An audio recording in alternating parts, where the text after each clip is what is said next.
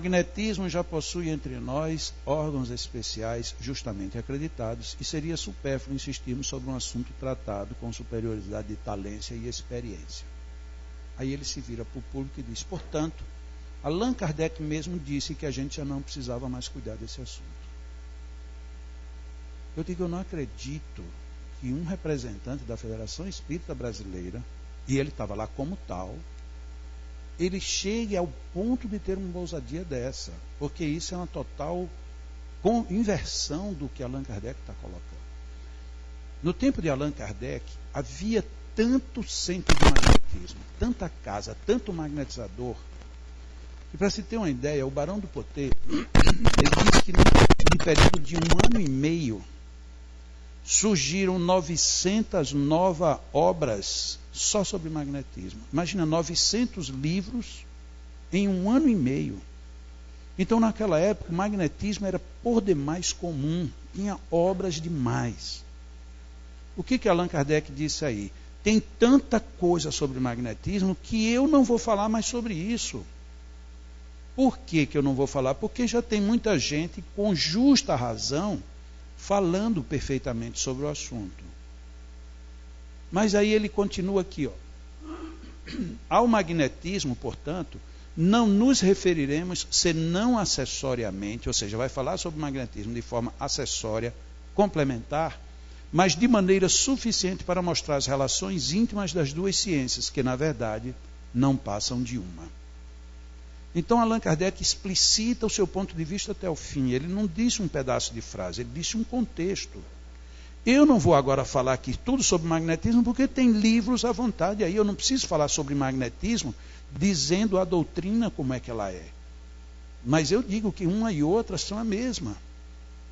E se a gente estudar lucidamente espiritismo e magnetismo, questão 555, nós estaremos aptos a tirar todas as ideias supersticiosas que estamos por aí. Então, de repente, a gente se depara com as pessoas querendo esconder essa verdade e usando pedaços da citação de Allan Kardec sem ter nem ao menos a honestidade de apresentar o texto por inteiro. Isso é complicado, porque apesar de que todos nós deveríamos ter um nível de leitura bom, nem todo mundo lê e nem todo mundo lê bem. Tem muitas pessoas que leram e acham que está pronto, mas não absorveram o que leram. Então está tudo incompleto. Chega alguém com uma autoridade e diz assim, olha, eu estou dizendo que Allan Kardec mesmo já disse na época que o magnetismo não interessava. Mas ele disse no Livro dos Espíritos que interessava. Aqui em março de 1858 ele disse que uma e outra são a mesma. Até que um dia uma pessoa chegou para mim e disse, Jacó, mas e se Allan Kardec tiver mudado de ideia? Eu digo, mas isso é uma piada, né? A pessoa quer agora que eu fique justificando que Allan Kardec não mudou de ideia. Mas aquilo me incomodou. Eu digo, não, Allan Kardec não pode ter mudado de ideia. Tanto que no final da vida, a próxima obra que Allan Kardec queria trabalhar era uma obra que falava sobre magnetismo e espiritismo. Então ele não tinha abandonado a ideia. Mas olha o que é que Allan Kardec escreve num outro texto. O magnetismo e o espiritismo são, com efeito, duas ciências gêmeas. Ou seja, a ideia continua a mesma. Que se completam e se explicam uma pela outra. Ou seja, o magnetismo completa o espiritismo completa o magnetismo. Uma explica a outra, uma completa a outra. Então são duas ciências gêmeas. E das quais aquela que não queira ou que não quer se imobilizar, e esse imobilizar está aqui em itálico, porque na obra Allan Kardec chamou a atenção para isso. Ele colocou grifada a palavra imobilizar. Aquela que não quer se imobilizar não pode chegar a seu complemento sem se apoiar sobre a sua congênere. Ou seja, a que não quiser ficar parada no tempo não pode desprezar a outra. Vamos analisar historicamente. O magnetismo não aceitou o espiritismo. O magnetismo acabou-se. O espiritismo não aceitou o magnetismo. Pergunta, onde é que está a ciência espírita? Desapareceu. Acabou-se. Ou seja, isso que ele previu aconteceu. As duas se isolaram, as duas se mobilizaram. Às vezes a gente diz assim, não, mas o espiritismo cresceu, tem muito mais centros espíritas, tem muito mais público, tem muito mais pessoas querendo entender. Isso é uma verdade. Dizer que a ciência, o espiritismo está crescendo é outra história. O movimento espírita está andando. A doutrina espírita é complicada. Eu até ouso dizer, se o espiritismo é ciência, filosofia e religião, a gente pergunta no campo da filosofia, quantos filósofos vivos espíritas nós conhecemos? É uma conta difícil, muito difícil da gente fechar. Porque não dá 5 grandes filósofos espíritas vivos, hoje, no Brasil. E a gente diz que essa doutrina é filosófica.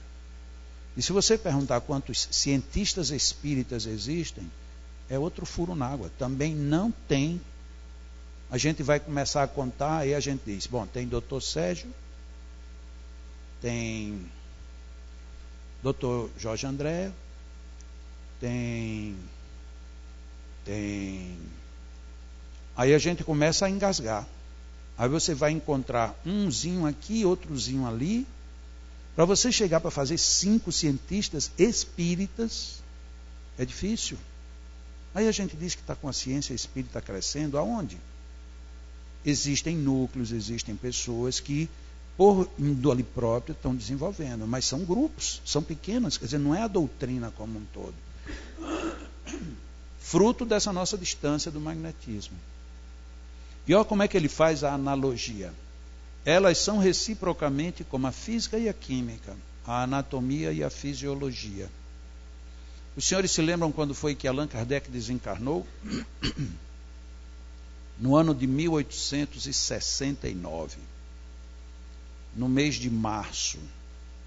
Este artigo saiu na Revista Espírita de janeiro de 1869, 2 meses antes dele desencarnar. Significa dizer que o senhor Allan Kardec não mudou de ideia. Ele continuou convicto de que espiritismo e magnetismo eram ciências gêmeas e que uma completava e explicava a outra. E o que nós fizemos? Nós acabamos com isso. E acabamos muito mais. Naquela citação anterior, nós vemos Allan Kardec fazer referência a quê?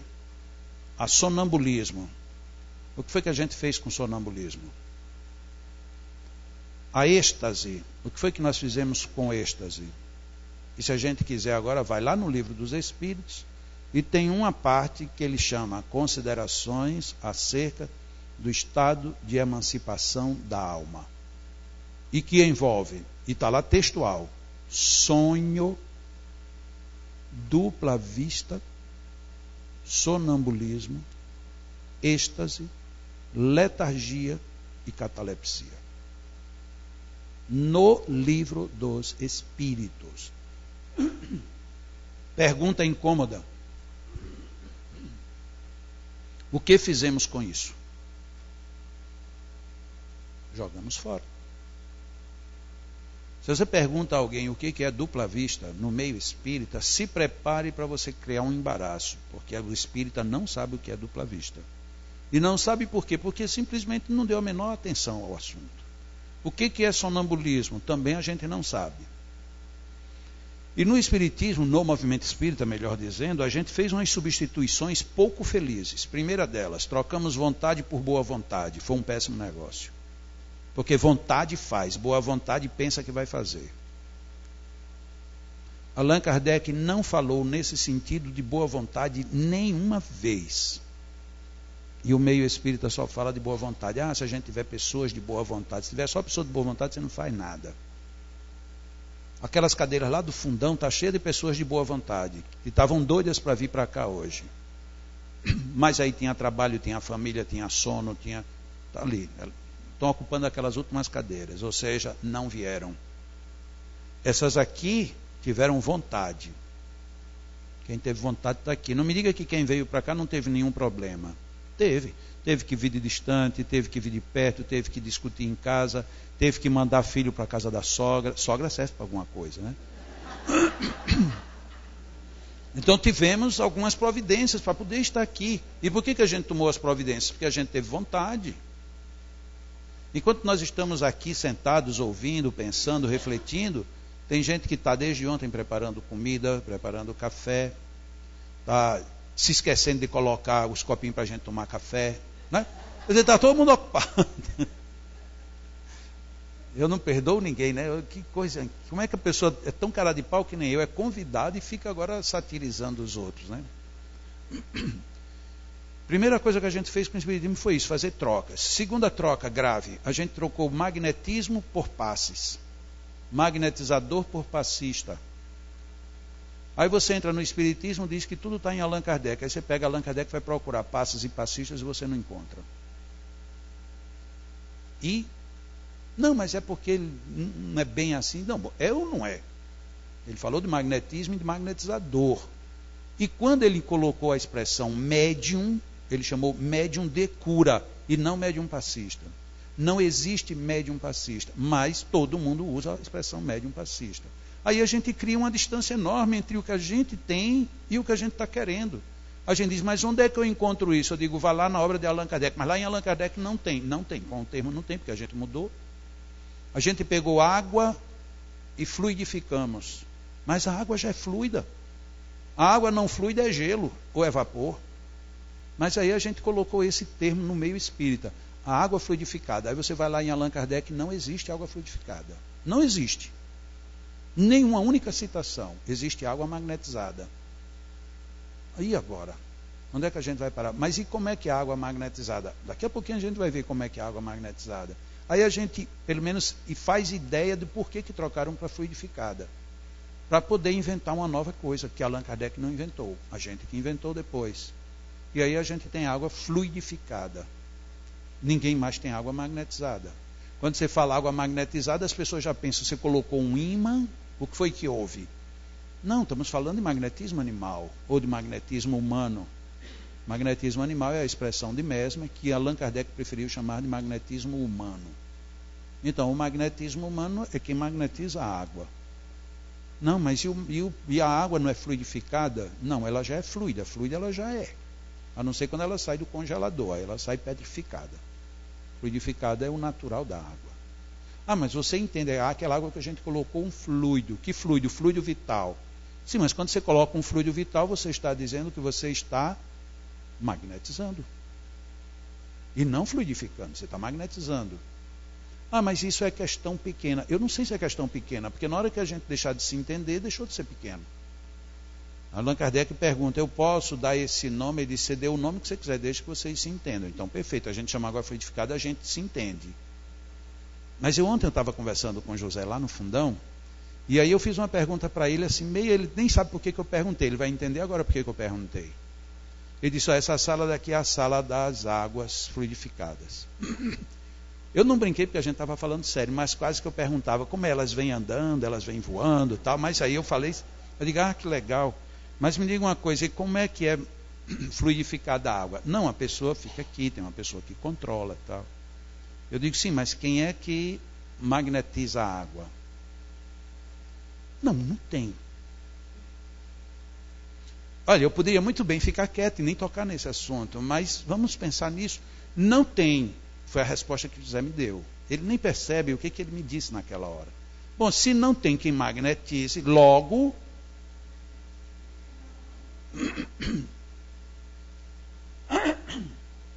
Aí a gente cria uma situação delicada. É você que está aí na ponta, você poderia pegar um copinho, se é que sobrou algum, de qualquer tipo, pode ser até usado, qualquer copo, um copinho de plástico, tem que ser de plástico. E pronto, já vem ali, ó.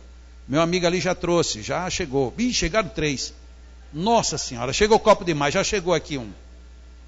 Não, pessoal, se eu perguntar, ninguém responde, mas se eu pedir, o negócio aqui funciona, né? Obrigado. Pronto, agora nós temos 2 copos. Ficou pior. Ó, já caiu. Eu costumo fazer essa brincadeira aqui, ó. Nós espíritas, nós acreditamos que aqui tem muitos espíritos. Ok? Concordam comigo? Ontem, inclusive, quando eu estava fazendo uma palestra, uma pessoa que está aqui presente chegou para mim hoje e disse, Jacó, é engraçado, você estava falando e tinha várias pessoas sentadas aqui. Como não tinha nenhum ser encarnado sentado, logo se deduz que eram espíritos. E eu de brincadeira disse, são os desocupados, né? Eu falando e eles aqui sentados. Que coisa, era para eles estarem fazendo alguma coisa, né? Então tem espíritos. Ontem, que era ontem, imagina hoje, eu vou falar agora de assunto delicado, eles não vão estar aqui. Jacó, eu tenho 200 pessoas para receber passe. Como é que você diz que a pessoa pode escolher? E agora, como é que vai ficar a fila de Maria? Eu vou dizer Maria para não dizer outro nome mais conhecido. Porque aí todo mundo agora vai querer ir para a fila de Maria. Como é que você resolve? Por incrível que pareça, isso é um problema administrativo. Maria está cuidando dessa fila aqui, muito bem. Então Maria aplica aqui um tempo, aí diz, bom, agora Maria vem para outra. E não deixa a fila trocar de lugar. No instante você já resolveu o problema. Fácil, né? Então, mas a gente vai tratar ainda desse assunto lá na frente. Então temos aqui uma série de espíritos presentes. E eu tenho 2 copos na mão. Um é melhor, mas vamos fazer a experiência com 2. Eu vou pedir seriamente aos espíritos que aqui estão, inclusive aos que andam comigo, porque eu vou soltar esses 2 copos e eu não gostaria que esses copos caíssem no chão. Eu quero que vocês segurem os copos, os espíritos desencarnados. Eu vou dizer bem claro, porque senão alguém de lá vai correr, vai tentar segurar. Né? Então a proposta é para os desencarnados. Eu vou soltar e, por favor, vocês peguem o copo. Nenhum pegou. Mas por que os espíritos não pegaram os copos? Porque eu não avisei a hora que eu ia soltar. Então, vamos começar a experiência outra vez. Inclusive, eu quero que o guia de Maria venha para cá também. Está aqui os 2 copos. Agora eu vou soltar de uma vez. Eles agora vão saber. Quando eu disser 3, eu solto. E eu quero que vocês segurem pelo menos um. Se não der para pegar os 2, segurem um. 1, 2, 3. Eu acho que não tem espírito, ou eles não querem pegar os copos. Aí alguém a essas alturas está dizendo, mas que ridículo, quer dizer que o cara veio agora negar que tem espírito. Eu não estou negando, eu estou mostrando uma outra coisa. Qual é a outra coisa? Isso daqui, para eu pegar um copo desses, e enquanto eu estou falando, eu amassar, brincar, eu pelia caindo, eu peguei, para mim isso não constitui nenhum sacrifício. Porque eu estou físico, estou encarnado, e estou lidando com um produto encarnado, e para eu pegar é super fácil. Os espíritos estão desencarnados, eles não possuem essa energética que eu tenho enquanto encarnado, e para eles segurarem um copo, eles precisam de uma combinação energética tão complexa, tão difícil, que eles não têm como segurar o copo. Então não estou duvidando deles, eu apenas propus algo que é muito difícil para eles fazerem. É muito, muito, muito complexo eles simplesmente segurarem. Tá bom, então põe a outra. Está aqui, ó, acabei de amassar um copo. Pronto, amassem esse aqui. Eles não vão amassar do mesmo jeito. Pelo mesmo motivo. Eles precisam de uma energia física para fazer isso. Isso a gente entende. Entendemos, ok. Mas agora eu quero que eles coloquem um fluido vital aqui dentro da minha água. A gente acha que eles põem do jeito que quiserem. Mas eles não conseguem um fluido para segurar um copo e conseguem juntar agora todas as energias daqui e jogar aqui dentro. Eles podem, mas é complexo demais para eles. O que eles pedem? Alguém doe e aí eles vão e manipulam o fluido que está sendo doado. Aí muda a configuração. Você vai para uma sala onde existe materialização, tem um médium doando ectoplasma, você solta um copo e ele segura um copo, não deixa o copo cair. Por quê? Porque você está dando o elemento. Na hora que eu não dou o elemento, eu crio um fator de dificuldade para o mundo espiritual sobre-humano. E aí fica difícil eles fazerem. Então a pergunta que eu fiz ontem para o meu amigo José, olha José, deixei você numa enrascada, né? Eu faço uma pergunta boba, você nem notou que eu fiz uma pergunta boba, e aí de repente agora eu descasco o abacaxi aqui publicamente. Mas é porque, como se diz vulgarmente, se com os amigos ele faz isso, com os inimigos. Por isso é que eu não tenho inimigo, eu só tenho amigo. Então, e os amigos eu vou pegando e vou colocando na roda, né? Porque pelo menos eu, como amigo, né, de repente vai que algum deles cai no umbral, eu vou lá, venha meu amigo, aí eu vou e tiro ele de lá do umbral. Vamos ver aqui. Allan Kardec, no capítulo 7 do Livro dos Médiuns, ele fala sobre uma situação interessante. Uma mulher doente vê um homem entrar no seu quarto, mas o homem não entrou. O homem tira uma caixa de rapé e cheira o rapé. Rapé é pó de tabaco. Aí essa mulher depois examina, o homem não entrou, mas todas as características do homem estavam certas, todas. Tudo aconteceu, mas só que o homem não foi lá. E não era um espírito desencarnado. Allan Kardec então começa a investigar, o que colabora com aquela minha dedução de brincadeira, de que Allan Kardec era desocupado. Que imagina bem, eu chegar aqui, Miriam, eu estava doente, e entrou uma pessoa no meu quarto, mas não entrou. E aí ela tinha um negócio e me chamou a atenção, e era ou não a pessoa. Aí Miriam vai e faz assim: vou fazer uma reunião mediúnica para investigar o assunto. Que foi o que Allan Kardec fez. Allan Kardec, por isso que eu digo, ele era desocupado. Uma reunião mediúnica, e quem vem para responder? Era outro desocupado. Porque tem que ser um espírito desocupado. Então, qual foi o espírito que foi atender Allan Kardec? Um tal de São Luís. Não era um desocupado? Porque como é que vai Allan Kardec fazer uma reunião mediúnica, evoca um espírito, vem São Luís, que era um dos cabeças da codificação, para perguntar se o homem que foi lá era um homem mesmo encarnado.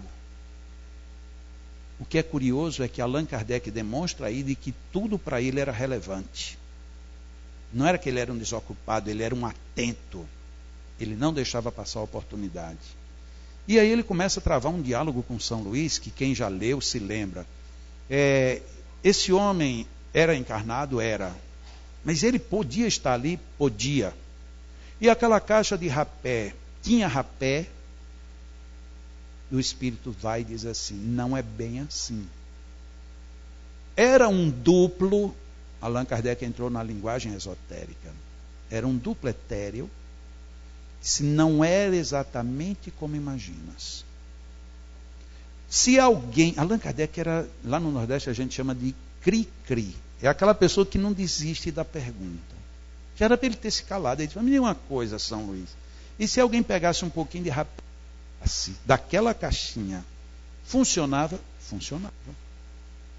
Ou seja, vejam onde vai a perspicácia. Mas Allan Kardec a gente já se daria por satisfeito, né? Até porque o médium, imagina um médium dos que a gente conhece, e a gente está fazendo esse tipo de pergunta, o médium desincorpora nada. Ele já chega de tanta pergunta besta. Allan Kardec ainda pergunta mais uma, diz assim: e se em vez de rapé, o espírito trouxesse veneno? Vem outra resposta magistral. Os espíritos, a lei não permitiria. Olha que resposta violenta. Possível é, mas não é permitido. Portanto, na lei universal tem limites. Você poderia ter veneno, mas se isso fosse uma coisa banal, imagina com tantos obsessores que a gente tem, se a gente já estava tudo no mundo espiritual. Vou tomar água. Ah, você vai tomar água? Vai. Vou colocar um venenozinho básico. Você tomava água e caía duro. Os espíritos materializavam. Então não é bem assim que funciona. Depois de Allan Kardec ter toda essa discussão, aí Allan Kardec entra no que ele queria. É tanto que o espírito diz assim: até que enfim você chegou onde você queria. Ou seja, São Luís sabia o tempo todo que ele estava rodeando. Quando Allan Kardec pergunta: as vestes dos mortos, como é que eles compõem as suas vestes? Olha, está falando do rapé, do homem que visitou. Olha que caminho Allan Kardec fez, e a gente nem se dá conta. E aí São Luís vai e deixa ali toda uma teoria, que eu não vou roubar de vocês o prazer de relerem. Aí no capítulo 8, Allan Kardec chega nessa conclusão. Capítulo 8, olha que nome sugestivo, do Laboratório do Mundo Invisível. Allan Kardec diz: esta teoria nos fornece a solução de um fato bem conhecido em magnetismo, mas inexplicado até hoje: o da mudança das propriedades da água por obra da vontade. A gente leu isso hoje aqui. Em qual questão? Dou-lhe uma, 424 não é. Dou-lhe duas, a 33. Quando ele analisou tudo, está em tudo. O texto é praticamente esse. Vocês lembram que eu disse que ficou uma coisa pendente? Que ele disse que era o magnetismo, que os magnetizadores sabiam que alterava a constituição da água, mas eles não sabiam exatamente. Eu poderia deduzir, bom, se ele está dizendo que os magnetizadores sabiam por ação da vontade, deveria ser a vontade do próprio magnetizador, mas isso estava subentendido. Aqui Allan Kardec entra no foco. O espírito atuante é o do... Entendeu minha pergunta, José? Quem atua na magnetização da água é o magnetizador. E olha o que é que os espíritos disseram. Perdão, aqui é a síntese de Allan Kardec. Quase sempre assistido por outro espírito. Quase sempre quer dizer nem sempre. Significa dizer que para eu ter certeza de que essa água está magnetizada, eu tenho que ter a presença de um magnetizador. Pode ter ou não presença espiritual. Mas quem garante que tem magnetismo é um magnetizador. É desconfortável para a gente? É. Porque a gente aprendeu o tempo todo que os espíritos faziam tudo. E a síntese diz que quem manda nisso é a vontade de quem? Do espírito atuante, que é o magnetizador. Então não é chegar lá simplesmente colocar a mão, mas você tem vontade, vou magnetizar essa água. Vou doar energia para essa água. Vou mudar essa água. Ele opera, ele quem? O magnetizador. Ele opera uma transmutação por meio de fluido magnético, que é a substância que mais se aproxima da matéria cósmica ou elemento universal. Quem faz essa transmutação? O magnetizador. Porque eu posso estar num caso que não tenha espírito, por definição.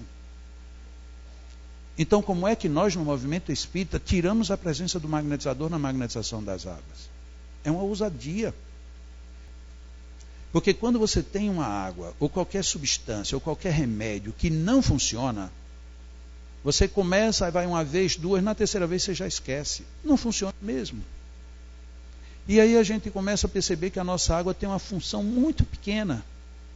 Mas ali onde você percebe que a sua água foi magnetizada, e quando você chega em casa sente que ela está diferente, seja no paladar, seja nos efeitos, seja no que for, você diz, não, tem que levar água. Você sai de casa, já, pegou a água, todo mundo se lembra. Porque a água tem magnetismo. Ali naquele momento eu entendi por que tanta gente levava água. Não era obrigação.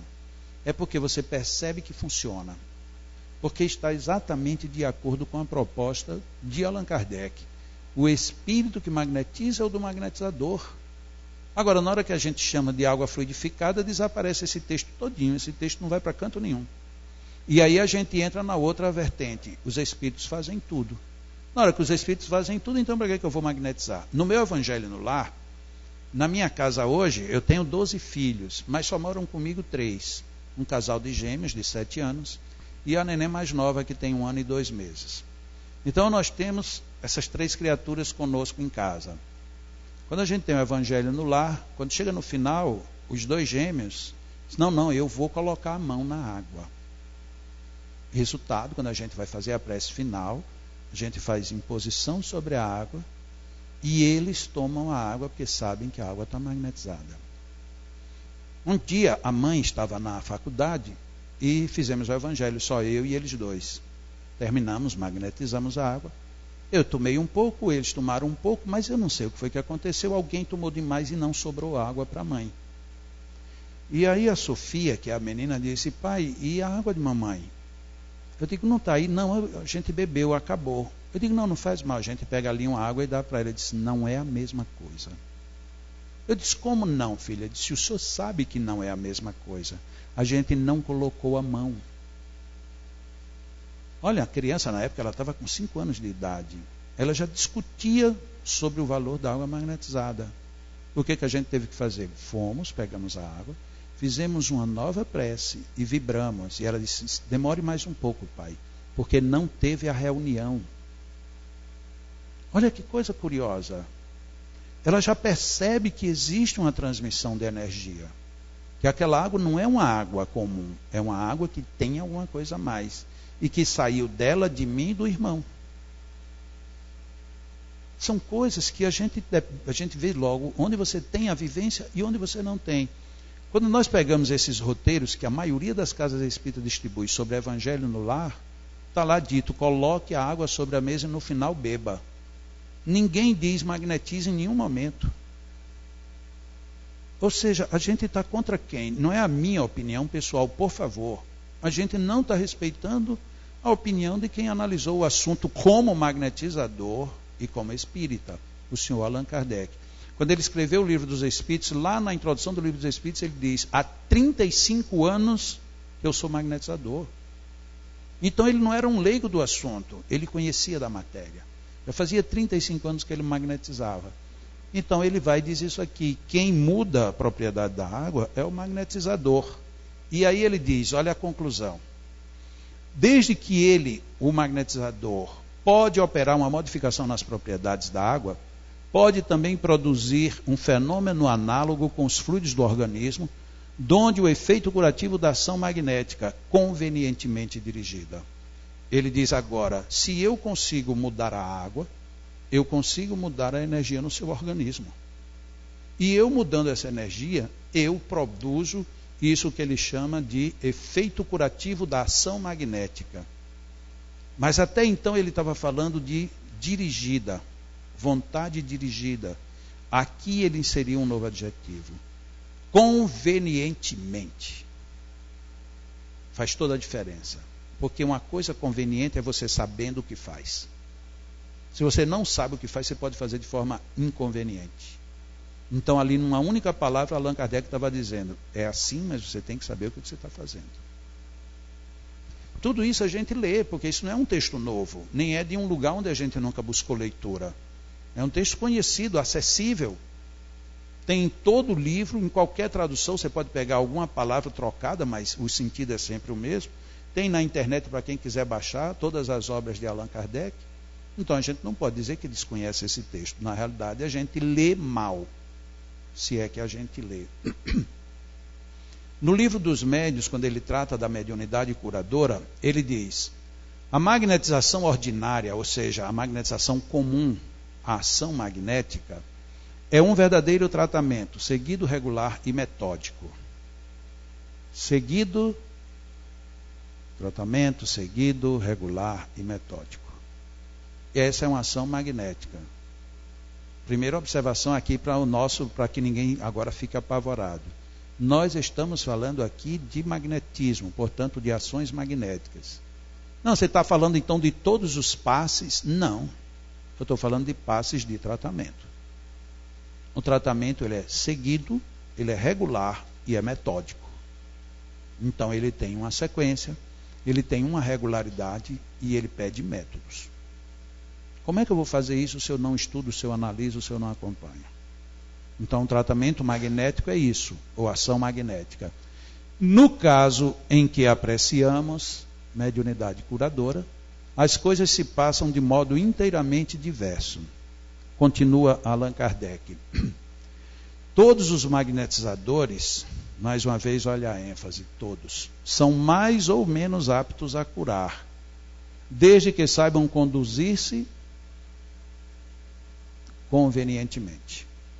Então, temos que saber o que estamos fazendo. Ao passo que nos médiuns curadores, não é médium passista, e sim médiuns curadores, a faculdade é espontânea, e alguns já até a possuem sem jamais terem ouvido falar de magnetismo. Então eu posso ser um médium de cura sem entender nada de magnetismo, porque é uma outra circunstância.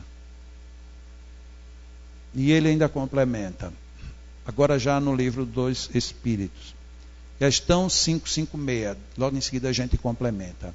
Algumas pessoas têm verdadeiramente o poder de curar pelo simples contato. O que quer dizer contato? Toque.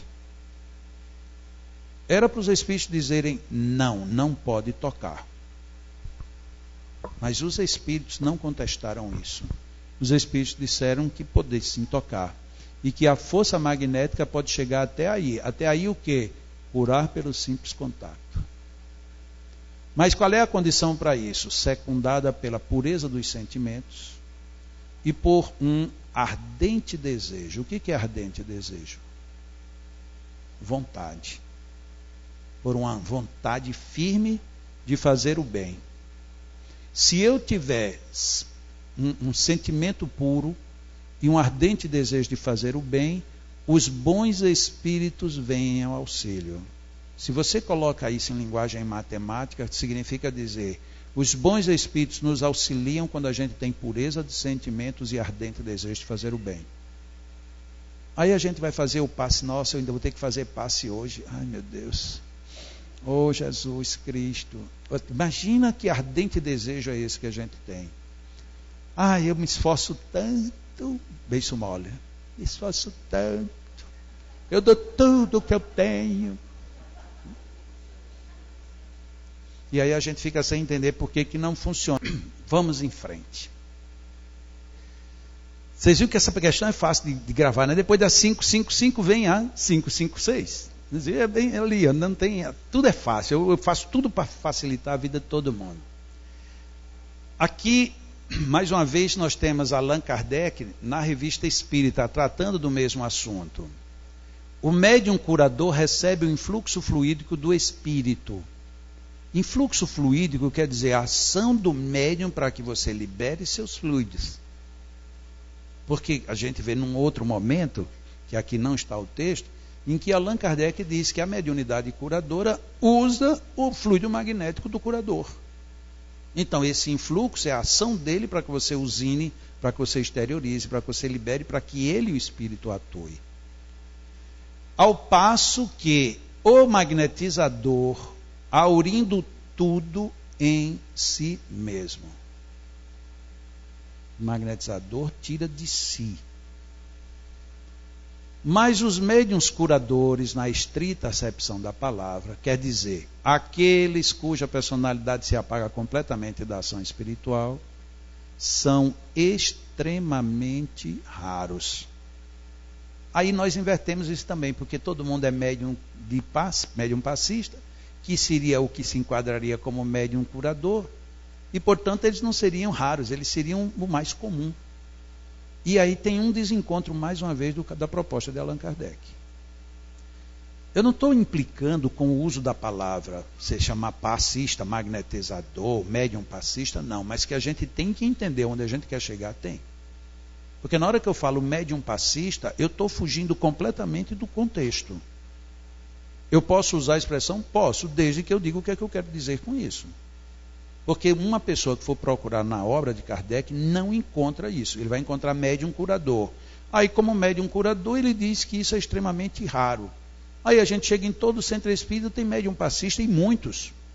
Aqui em São Paulo se usa muito essa expressão. E como tem muitos centros grandes, tem centros aqui, eu conheço um centro em São Paulo, que tem mais de 2.000 médiums passistas. Não é exagero, 2.000 médiuns passistas. Bem se vê que não estamos falando dessa mesma figura. Porque se num centro você tem 2.000, então isso não é raro. Como é real que você tem, então não estamos falando de médium curador. Então, médium curador é uma coisa. Magnetizador é outra coisa. Passista é outra coisa. Médium passista é outra coisa. Então não foi uma troca de nomes. Na realidade, a gente fugiu do foco. Por favor, ninguém se sinta culpado disso, porque a culpa não é nossa. E isso veio lá de trás, já veio mudando e a gente foi só assimilando. E quando você perguntava, eu digo porque eu perguntava muito, eu digo, mas me diga uma coisa, Allan Kardec não fala de passista. Não, mas quando ele chama magnetizador, ele está chamando passista. Aí eu ia para a segunda pergunta. Eu digo, não, mas o magnetizador, ele tem fluidos dele, e o passista você está dizendo que é fluido do espírito. Não, não faça a confusão, é assim mesmo, um dia você vai entender. E um dia eu entendi realmente que eles estavam todos equivocados. Ou então é Allan Kardec que errou, porque não tem outra opção. Ou eu acho que Allan Kardec está certo, e o restante está em equívoco, ou então está todo mundo certo e Allan Kardec errou. Mas aí na hora que você diz Allan Kardec errou, todo mundo já grita logo. Ah, você agora está querendo modificar a obra de Allan Kardec? Não, não estou querendo modificar nada, eu estou querendo que a gente veja a obra. A obra de Allan Kardec diz isso aqui. Mas aqui nós temos ainda. Allan Kardec não tinha dito que os fluidos do magnetizador vêm dele mesmo? ele retifica isso. Vejam que isso aqui não é uma pergunta, é uma afirmação de Allan Kardec. Entretanto, o médium é um intermediário entre os espíritos e o homem. Definiu o que é médium e mediunidade.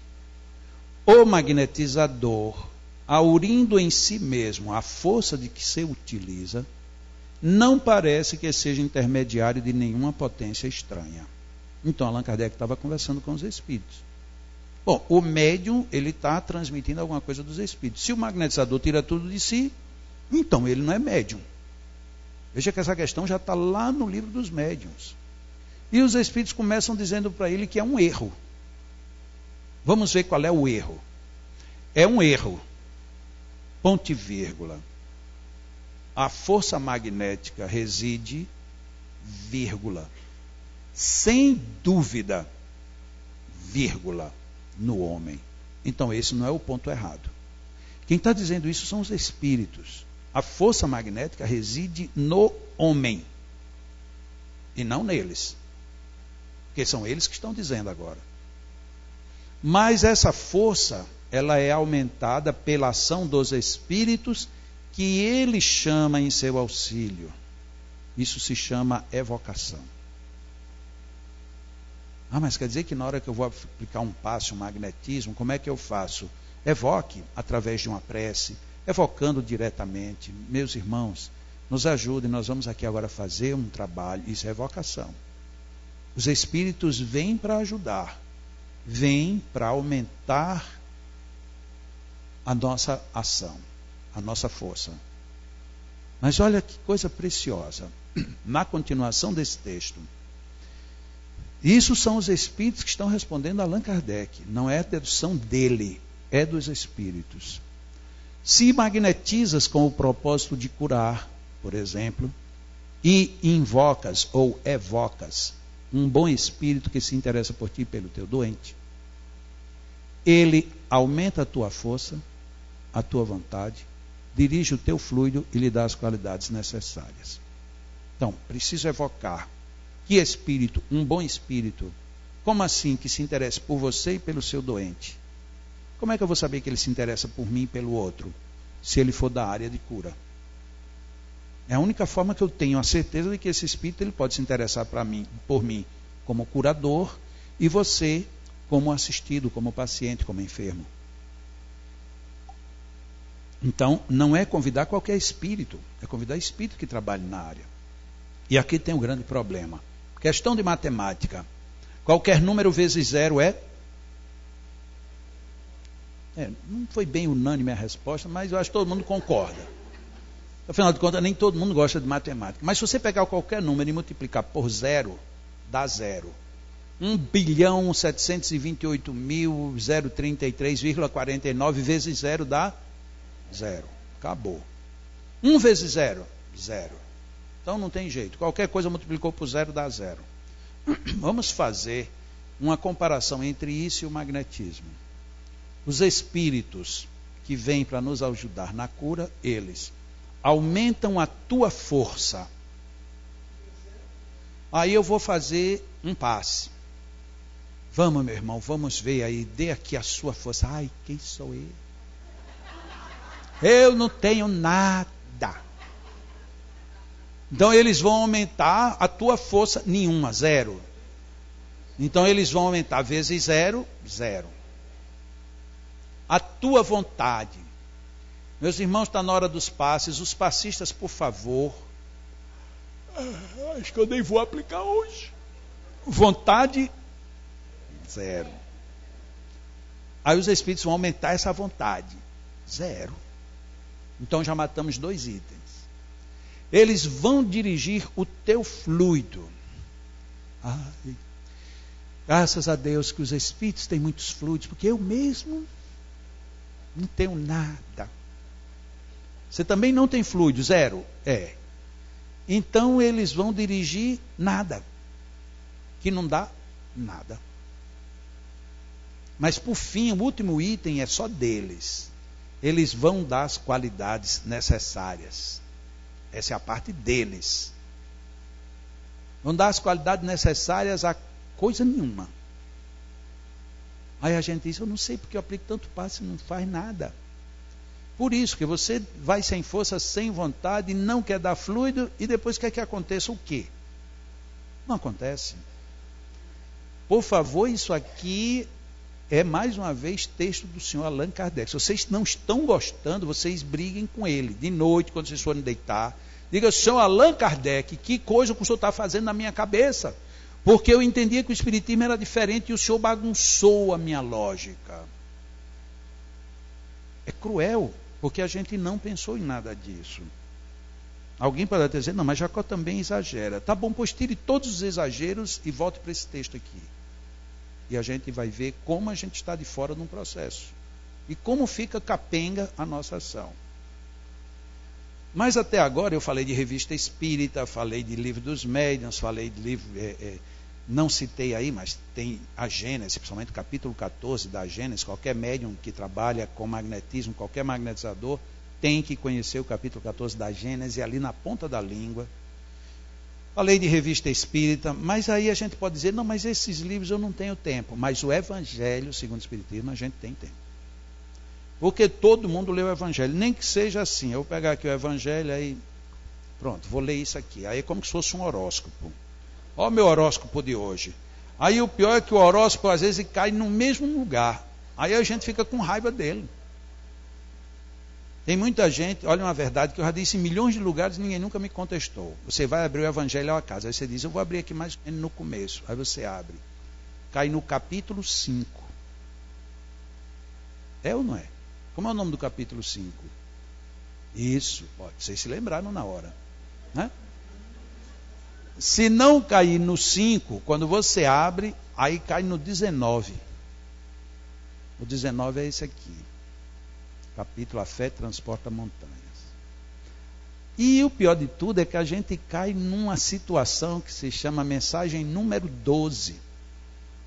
E essa mensagem número 12, ela fala a fé humana e a fé divina. Eu tenho certeza que quase todo mundo já leu. Quem abre o Evangelho no lar regularmente já leu essa mensagem mínimo 20 vezes. Mas a gente vai ler um pouquinho do capítulo 19 aqui. O poder da fé se demonstra de modo direto e especial na ação magnética. Uau! No Evangelho. O poder da fé se demonstra na ação magnética. Por seu intermédio, o homem atua sobre o fluido. O homem, e a gente pensava que eram os espíritos. O homem atua sobre os fluidos, agente universal. O homem modifica-lhe as qualidades. O homem lhe dá uma impulsão, por assim dizer, irresistível. É o homem. E eu pensava que eram os espíritos. Eu estou lendo o Evangelho segundo o Espiritismo, na tradução de Guilhom Ribeiro, da Federação Espírita Brasileira. Daí decorre que aquele homem, que há um grande poder fluídico normal, junta ardente fé, pode, só pela força da sua vontade dirigida para o bem, operar esses singulares fenômenos de curas e outros. Nossa, colocou a responsabilidade todinha no homem. Aquilo que a gente dizia que eram os espíritos, agora veio de lá para cá. Aonde? No Evangelho. Ah, mas essa expressão, essa citação é pouca. Ok. Mesmo item. A fé humana e a fé divina. O magnetismo é uma das maiores provas do poder da fé posta em ação. Lá voltou de novo dizer a mesma coisa.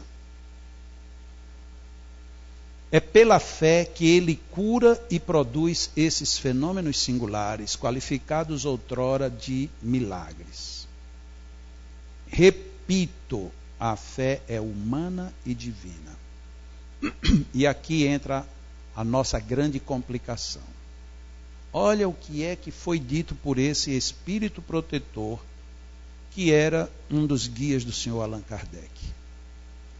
Se todos os encarnados, todos, se achassem bem persuadidos da força que em si trazem, Portanto, tem que ser um encarnado que tem a noção da força que já traz.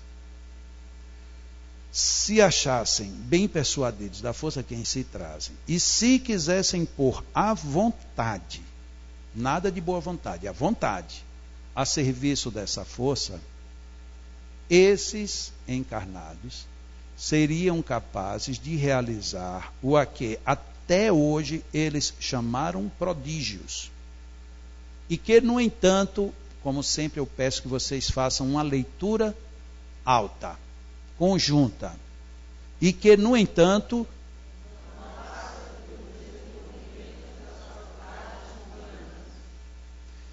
vocês têm noção do que isso quer dizer? O nosso poder de ação e de cura é nosso. Se a gente tiver compenetração do poder que a gente tem e colocar a vontade a serviço desse poder, a gente pode mudar tudo. E isto não é espiritual, isso é humano. É de nós que estamos encarnados. É nosso. Mas parece que ninguém nunca ensinou, nunca entendeu isso. E está no Evangelho segundo o Espiritismo. Como é que a gente fica para explicar isso? Porque se você dissesse que estava na Revista Espírita, é porque nem todo mundo leu a Revista Espírita. Está no Livro dos Espíritos, mas no Livro dos Espíritos é muito complicado. Na Gênese, então, a gente nunca vai lá. No Livro dos Médiuns, o Livro dos Médiuns a gente lê assim, mas eu prefiro a obra de... E aí a gente sai do foco. Ok. Mas o Evangelho todo mundo lê. E essa mensagem todo mundo já leu. E é nela que a gente aprende de que tudo isso não passa de um desenvolvimento das faculdades humanas. Onde é que a gente fica agora? É complicado. É complicado porque a gente tem aprendido uma coisa diferente do que Allan Kardec sugeriu, ensinou, divulgou, pontuou. A gente fica numa situação embaraçosa. Eu tinha ficado em suspenso aqui, terminei mudando de assunto e não fechei a questão com meu pai. Eu volto para o meu pai e ele disse, você me leva para casa. Eu disse, pai, infelizmente não dá para o senhor ir. Mas meu filho, eu digo, pai, não dá. Eu vou ter que fazer uma palestra, mas eu volto. Ele disse, meu filho, veja o que é que você pode fazer. Eu me aproximo dele, pego no seu braço, no caso o braço direito dele, que era o que estava acessível para mim, e fiquei segurando o braço dele, olhando para ele ali um tempo, orando e vibrando, e sentindo que eu estava dando energia para ele. Ok, então eu fui fazer a palestra, meu pai ficou ali, e eu fui muito preocupado. Fiz a palestra.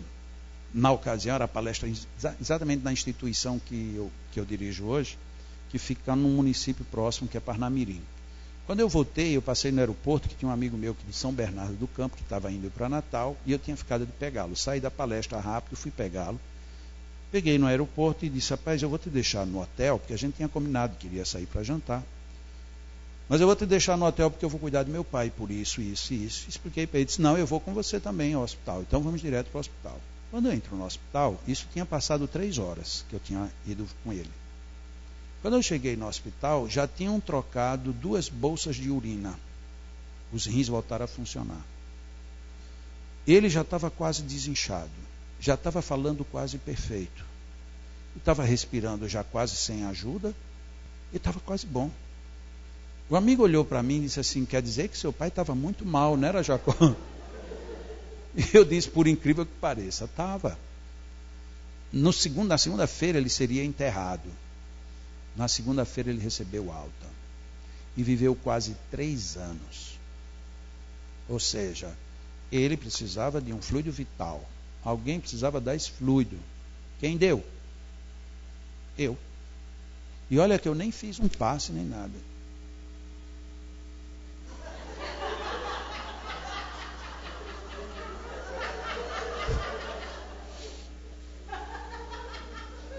Meu pai era muito brincalhão, eu não duvido nada.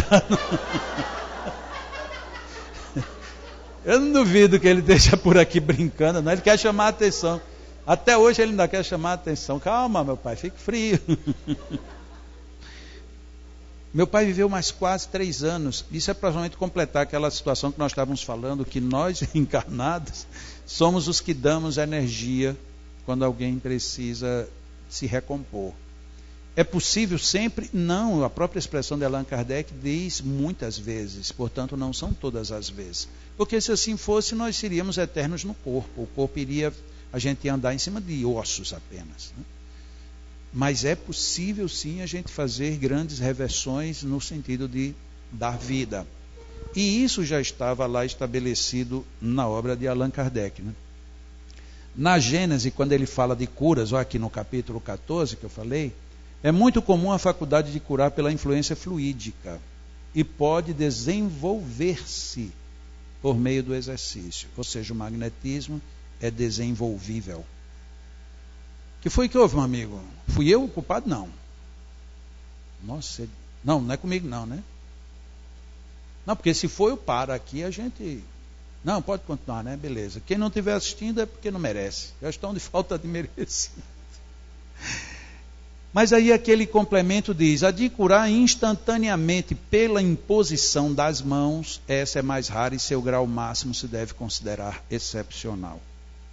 De repente o senhor Allan Kardec vem falar de que imposição de mãos tem limites. Apesar de que ele fez aqui uma colocação num grau máximo, parece que esse não era o padrão da regra. No meio espírita vive a regra de que as imposições resolvem. Em cima de um equívoco, ou dois equívocos. Primeiro equívoco, se começou a dizer isso, alegando-se de que nós colocamos a energia no coronário e que o coronário distribui para todos os outros centros.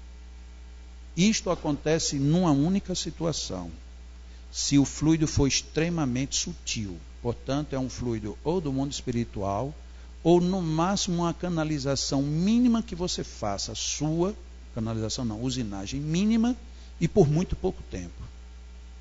Porque todos os fluidos que um magnetizador usina, ou para não ser absoluto, quase todos, são densos. Este centro é muito sutil. Se você chega lá e coloca fluidos humanos no coronário, o coronário não tem a capacidade de distribuir. Ele vai se congestionar. Tem muitas pessoas, muito mais do que a gente imagina, que se você começar a colocar a mão no coronário e deixar ali 2 minutos, 1 minuto e meio, a pessoa sai mal. Sai com dor de cabeça, sai com a dor nos olhos, sai com um zumbido nos ouvidos. A maioria que sente de imediato deixa de receber passes, começa a não querer mais. E os que sentem lento, portanto só vão sentir depois, demora mais um pouco até conseguir fazer a associação. Então chega um dia em que você diz, engraçado, eu recebo passes, quando eu recebo passes desse tipo, de noite eu não durmo bem. De manhã, quando eu acordo com dor de cabeça. Ou seja, são pessoas que têm uma sensibilidade, a expressão é feia, mas é verdadeira, a sensibilidade retardada, ela vem depois. Nem todo mundo tem sensibilidade instantânea. Os que têm instantânea sentem na hora, e os outros sentem depois. Por que a gente não sabe disso? Porque as casas espíritas não têm o primeiro elemento de uma investigação científica. Qual é o primeiro elemento de uma investigação científica? Retorno, feedback. A gente não pergunta aos pacientes o que eles estão, como eles estão, se sentiram bem, para onde é que vai. Na hora que eu não tenho esse retorno, eu considero o que eu quiser. Aí a gente fica sabendo um caso ou outro que deu certo, e a gente toma um caso que deu certo como sendo a regra geral. Isso é anticientífico. Isso é anti-mundo da realidade. O mundo da realidade pediria que a gente tivesse uma amostragem significativa. 10%, 20% do público a gente vai fazer uma investigação. Vamos saber. O problema é que nós temos medo. E se a pessoa disser, não, eu recebo passe aqui há 20 anos. Sim, e... Não, tudo do mesmo jeito. Então quer dizer que faz 20 anos que você recebe passe e não resolve nada. E por que você continua recebendo? Ah, porque vai que se eu deixar de receber eu fico pior. Ou seja, não é pelo bem, você está com medo de piorar. Não porque você está querendo melhorar. A gente começa a desviar o foco. E o foco do magnetismo, do passe, qual é? Vamos ser bem honestos, todos nós aqui vamos ser bem honestos. Muita gente aplica passes porque quer que o trabalhador da casa espírita tenha o que fazer. Isso não é a lógica. Muita gente quer que a gente aplique passes porque o mundo espiritual está dizendo o que precisa. Também não é a melhor lógica. Eu vou aplicar passes em você porque você precisa. Essa é a lógica. Na hora que eu aplico um passe em você, porque você precisa, eu tenho que dar o que você precisa e não o que eu quero. Na hora que eu pensar desse jeito, eu vou ter que repensar tudo o que eu faço. Porque se eu não respeitar a sua necessidade, o que eu estou fazendo? Existe uma frase de um pensador, escritor, que ele é bem polêmico. Ele tem frases magistrais e tem ideias às vezes não tão boas. Mas vale a pena as boas dele. Chama-se Osho. Ele diz uma frase bem interessante. Se eu não consigo dizer um não, o meu sim não tem valor nenhum. E a gente nem para pensar coisa desse tipo. Se eu digo não e eu digo sim, quando eu digo sim, esse sim tem peso, porque eu poderia ter dito não. Mas se eu nunca dou não, eu dizer sim não estou dizendo coisa nenhuma. Quando a gente assiste esses programas de auditório, que normalmente tem um julgador ali que é o mais duro, a gente sabe que todo mundo vai dar sim, ou todo mundo vai dar 10, todo mundo vai dar ótimo, todo mundo vai em frente, até que chega a hora daquela pessoa dizer. Se ele disser sim, aí aquele sim vale mais do que todos os outros. Por quê? Não é só um sim, é porque o dele tem peso, porque ele diz não. Na nossa vida, às vezes a gente tem que entrar nessa questão. Por que é que eu estou aplicando o passe? Eu vim aplicar passe no centro espírita para quê? Não, eu vim aplicar passe para ficar desobsidiado. Então você está pensando só em você. Nada contra, mas você não está no foco. Eu não quero receber teu passe.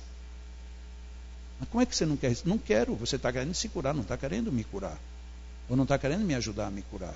Eu estou precisando que você me ajude. Bom, eu lhe ajudo, mas vai depender de se na casa pode ou não pode. Quer dizer que se a casa disser que você não pode me ajudar, eu estou perdido. Não, não é bem assim. Então como é? E a gente não sabe explicar. Você é o foco. Eu estou precisando ajudar você. Ah, mas a casa não permite que eu faça isso aqui. Mas você acha que é imperioso? Então dê um jeito de fazer o encaminhamento. Nossa casa não atende isso. E onde é que atende? Ali. Ah, mas eu vou mandar uma pessoa daqui para outro centro. Às vezes a gente critica muito o método materialista, mas eles são melhores do que às vezes o espiritualista.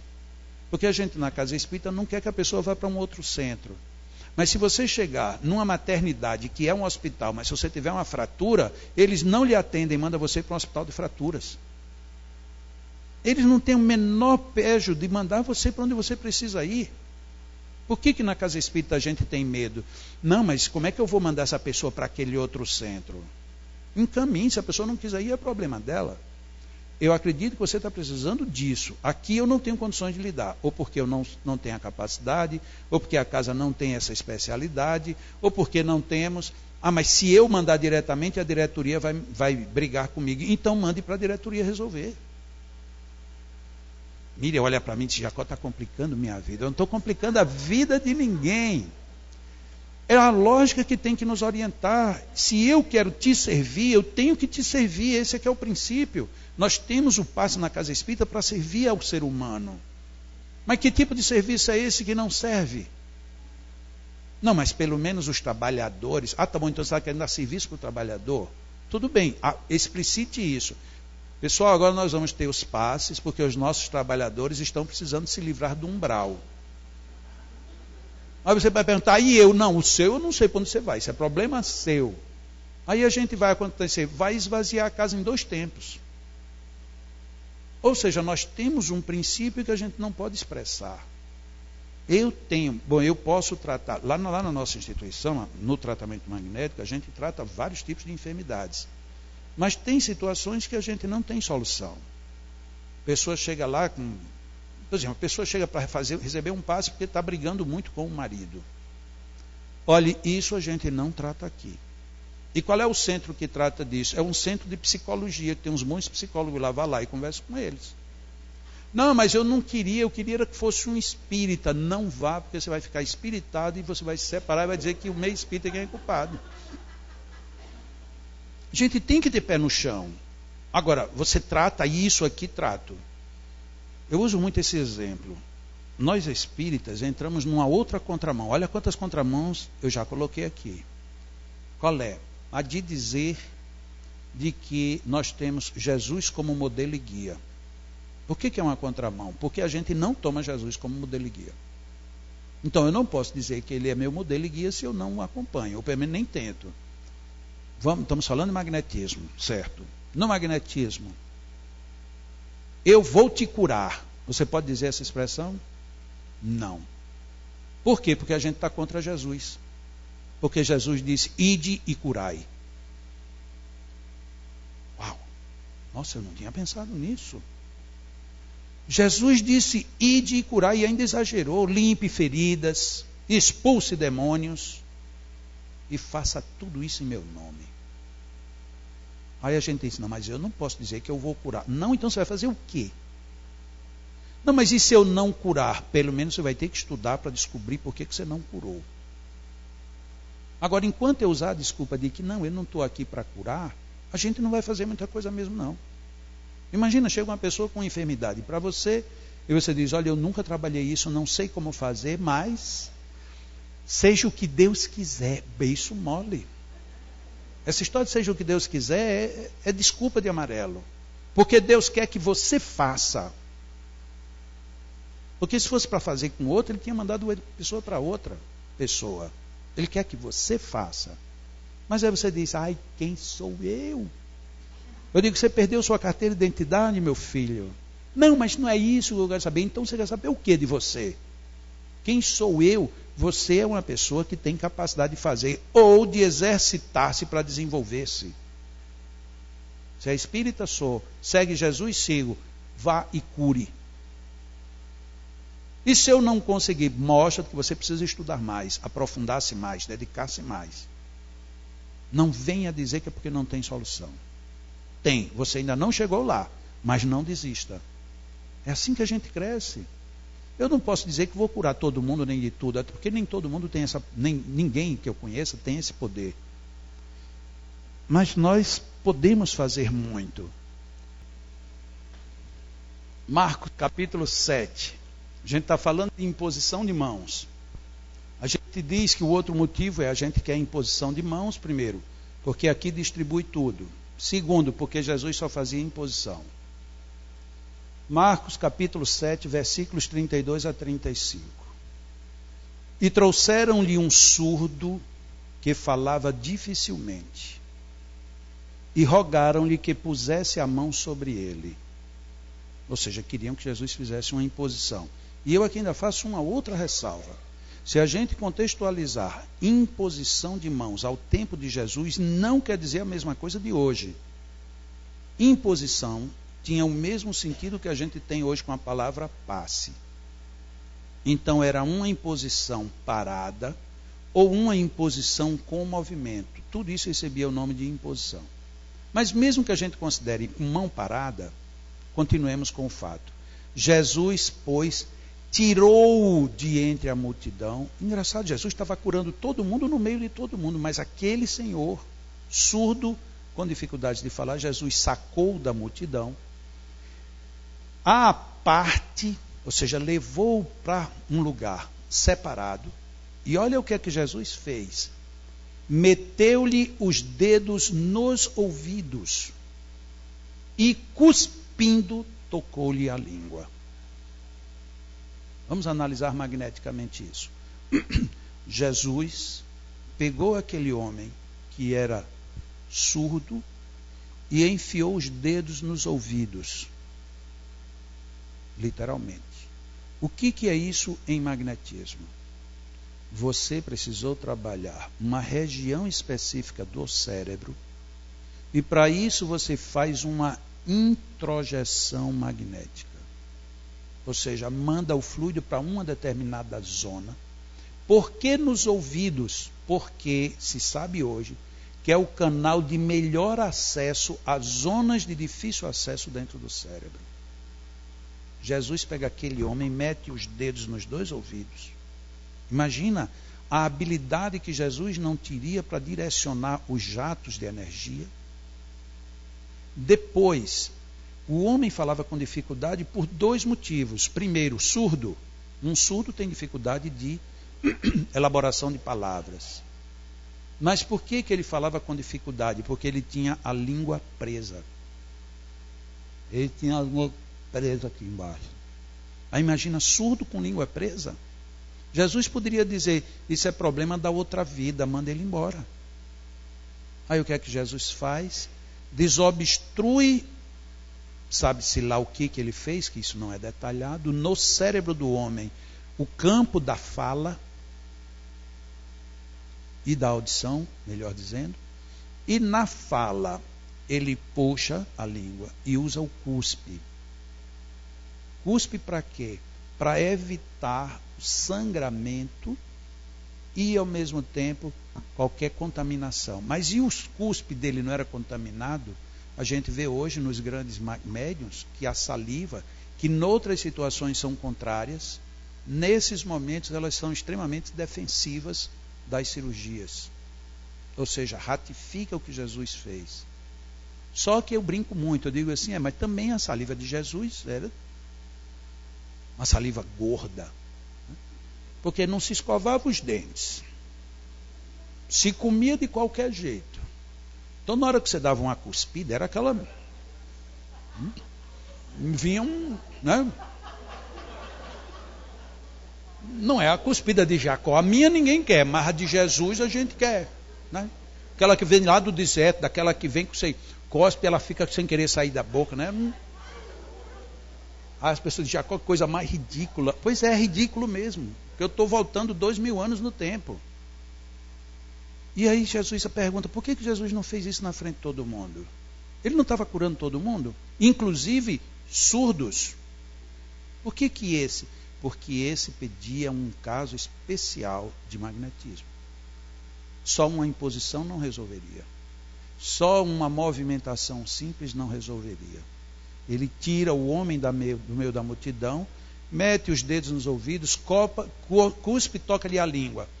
E erguendo os olhos aos céus, suspirou e disse-lhe, Efatá, isto é, abre-te.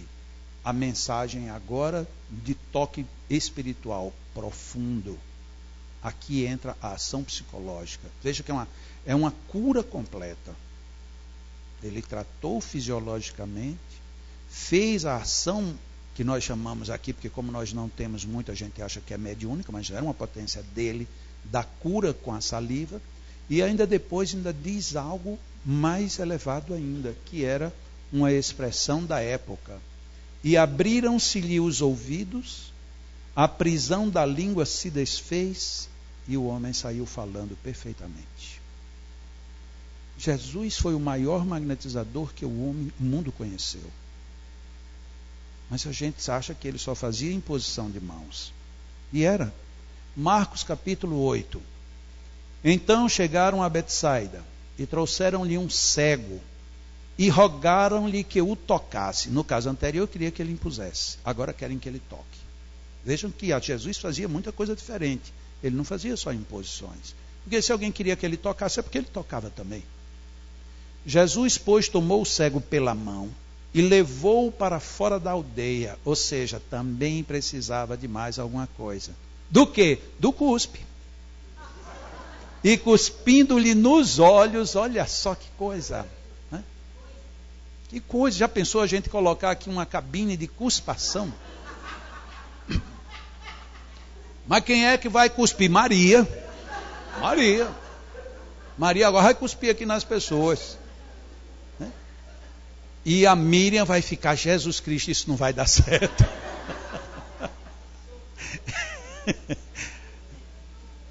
E Jesus então, cuspindo-lhe nos olhos e impondo-lhe as mãos, pergunta, vês alguma coisa? E levantando ele os olhos, disse, estou vendo os homens, porque como árvores os vejo andando. Vamos fazer uma outra análise aqui bem rapidinha, só para aproveitar o embalo. Prestem atenção nessa expressão aqui. E trouxeram-lhe. Narra-se que esse homem não queria ir. Primeiro problema, então você tem um obstáculo. Era um homem sem fé. Ele não acreditava que fosse possível. Ele não quer ir. Então levam-no a Jesus. Nessa situação a gente tem mais um problema. O problema da descrença. E Jesus diz, então vamos. E onde é que fica estabelecido da descrença? Aqui nesse outro momento. Porque vejo como árvores. Mas um cego de nascença não sabe como é uma árvore. Como é que ele pôde dizer que ele vê os homens andando como se fossem árvores? Na realidade, ele estava tendo as primeiras imagens formadas numa retina que nunca tinha visto, As imagens são difusas, mas ele não queria dizer que estava vendo, porque ele não acreditava. Ele não acreditava que era possível a cura. Aí o que é que Jesus faz? Então, tornou a pôr-lhe as mãos sobre os olhos, e ele, olhando atentamente, ficou restabelecido, pois já via nitidamente todas as coisas. Mas Jesus não curava todo mundo. Tá bom, você está curado, a tua fé te curou. Aqui Jesus precisou fazer um monte de coisa. Cuspiu, tocou, perguntou, depois fez mais uma outra aplicação para o homem voltar a ver. Aí a gente quer, numa casa espírita, colocar um fluido no coronário e que resolva tudo. Aí não resolve. Por que não resolve? Porque a pessoa não mereceu. Não mereceu ou porque faltou essa sabedoria? Se a gente tiver essa sabedoria, a gente faz mais. Não, mas eu já faço muito, ótimo. Você quer fazer mais? Então procure entender. Se por acaso, hoje de manhã eu fui inconveniente com alguém, peço desculpas, mas vocês viram, nós vimos aqui coletivamente, de que está tudo na obra de Allan Kardec. Tudo. E quando não está nele, está na obra de Jesus. A gente tem a opção, querer ou não querer. Não, eu não vou entrar porque isso vai me dar muito trabalho. E vai. Se você entrar no magnetismo, você vai ter muito trabalho. Se você não entrar, você também não vai fazer muita coisa.